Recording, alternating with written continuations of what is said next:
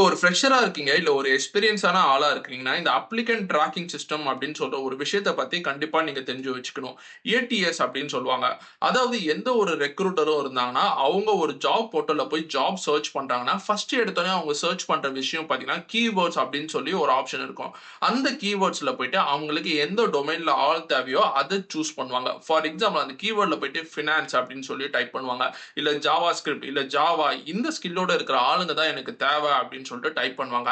அப்ப அந்த கீவேர்ட்ஸ்ல டைப் பண்ண மச்ச இந்த அப்ளிகன்ட் ட்ராக்கிங் சிஸ்டம் அப்படின்னு சொல்றது வந்து அந்த கீ ஸ்கில் வந்து யார் யாருக்கெல்லாம் இருக்கோ அவங்க இது எல்லா ரெஸ்யூமையுமே ஃபில்டர் பண்ணி அந்த ரெக்ரூட்டர்ட்ட ஃபர்ஸ்ட் கொண்டு போய் காட்டும். இதுக்கு பேர் தான் அப்ளிகேட் ட்ராக்கிங் சிஸ்டம் சொல்லுவாங்க. அதனால இந்த அப்ளிகேட் ட்ராக்கிங் சிஸ்டம் சொல்றது வந்து கீ ஸ்கில்ல பேஸ் பண்ணி தான் ஒர்க் ஆகும். அதே மாதிரி ரொம்ப முக்கியமான விஷயம் வந்து உங்களோட ரெஸ்யூம்ல நீங்க கீ ஸ்கில் அப்படின்னு சொல்லி அந்த ஸ்கில்ல மென்ஷன் பண்றது அதை விட ரொம்ப முக்கியமான விஷயம். அப்பதான் உங்க ரெஸ்யூம் ஷார்ட் லிஸ்ட் ஆகி ரெக்ரூட்டர்ட்ட போய் காட்டும். இந்த பேசிக்கான இன்ஃபர்மேஷன் எல்லாரும் தெரிஞ்சு வச்சுக்கோங்க. யாருக்கு யூஸ்ஃபுல்லா இருந்ததோ அவங்க ஷேர் பண்ணுங்க. தேங்க்ஸ் ஃபார் வாட்சிங். It is bye from Manikandan. By.